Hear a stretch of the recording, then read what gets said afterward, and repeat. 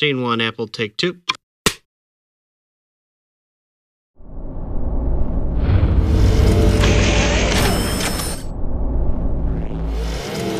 Some people have been a little confused about the basic rules of our series, and they're quite simple to follow. You have to make sure you run a specified type of tire in the proper direction. No grooving of that tire. We can't have any engine modifications internally. We can have no exhaust modifications. We can do some air cleaner work. That's permissible. No cams, no pistons, no porting, any valve work. That's prohibited. Race gas is permitted. Gearing changes with the sprockets are permitted. And outside of that, that's the basics of our system. We want to make sure that everybody is on the same playing field, and we have all stock bikes up to that point. Well, I've looked at the situation about retirement, and you know, I look at the competition, and you have a couple of guys that are in their 60s, me included. Then you have a group of guys that are in their 40s, and then a couple of guys in their 30s, and then even one or two that are in their 20s. And I'm still pretty competitive, and I guess probably what changed it more than anything was the fact that this new team that's coming out that's going to be run by the controllers, I just wanted to see what they're all about and really show them how to get around the track, so I'm back in it.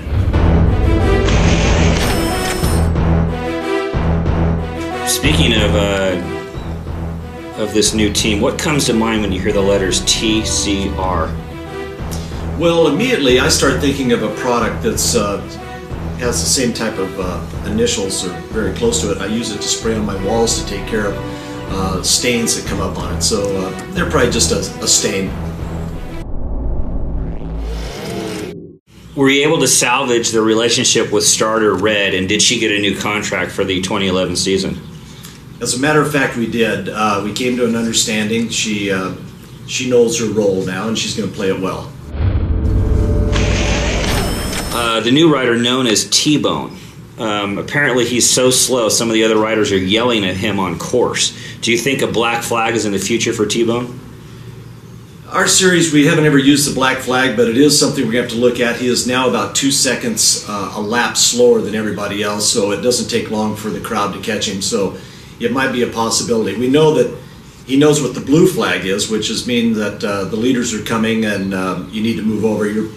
Or actually a race is coming and you're not part of it. Really, that's what it stands for. The Ocho has changed his name to Asterisk from the 8. Do you think this is wise coming from a guy who can't seem to beat the 7? You know, there's a lot of history that you should know about the Ocho, the Asterisk or 8 or whatever you want to call him. Here's a guy that grew up not winning at anything he ever tried to do. And through the years, he tried 3-wheelers and 2-wheelers and 4-wheelers and stuff, and he never was very good at it. And now he's had a little taste of the podium, and he's got this very, very big head, and it's probably just a flash in the pan. I don't think it's going to last. Everybody wonders when this will all come crashing down on him. We have some information that Asterisk coerced a young boy to let him on a rooftop of a skyscraper in downtown to film the Lair piece.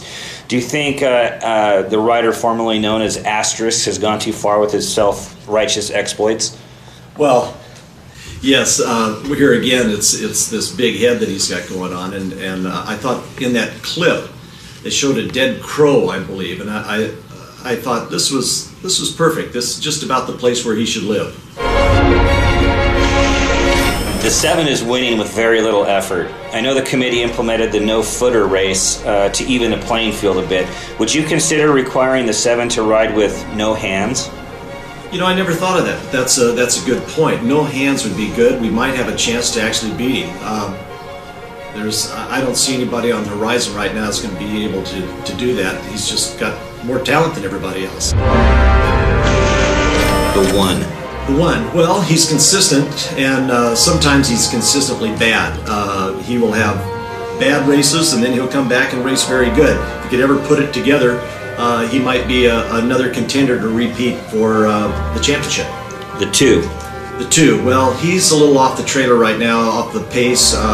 You know, he's had this baby and it's occupying a lot of his time. He tells me all he does is work and sleep and take care of the baby now. So I don't think he's a factor.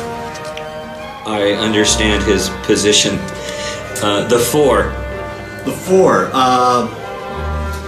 He's getting to be pretty aggressive, and I think he's hungry for a true podium finish, and we'll just have to keep an eye on him. The 007. 007. Now there's an interesting case. This guy came out of the box strong this year. He's already doubled his race attendance from last year, and we'll just see where it carries him. The 00. 00.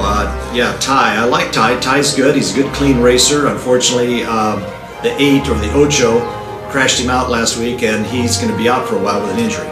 Do you think it's appropriate for the Ocho to say that the 00 left with an ice pack on his vagina? Well, that was kind of a low blow, particularly since it was of his doing. Now, these are the things that are upsetting quite a few other riders, and here again, there's probably going to be some payback. The 16.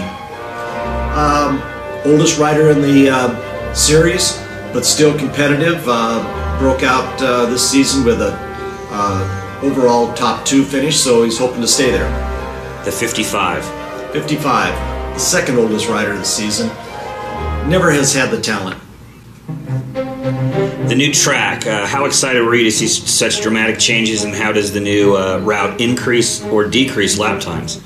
The lap times are up about a second and a half over the old track. The track is great, and we like it. Everybody seems to like it. It gives us passing lanes. It's exciting, and it's fun to run. If TCR only shows with 1 entry fee, will you disallow the other 4 from eating, or will they be sent down the hill to attend a rodeo on race days? We're not sure. We're looking into this right now. We're not sure how we're going to approach this.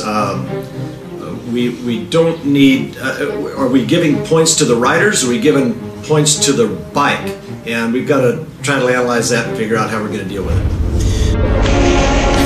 Some family-based teams are a bit upset that TCR will be bringing Hooters girls to the races because of contractual obligations. Does the committee approve of such attendance?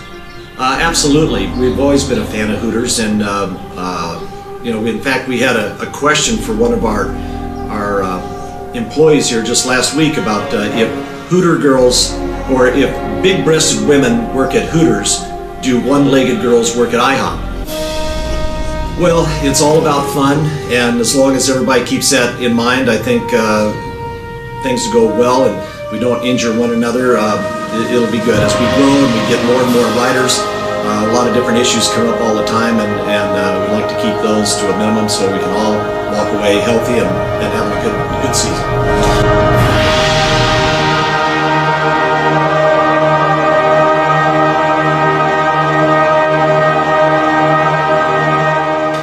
Are you at all concerned that your longtime bartender for a host of the parties up here at the committee's lair may be the driving force behind this TCR team, and if there needs to be a new bartender, you know, are you willing to make that move?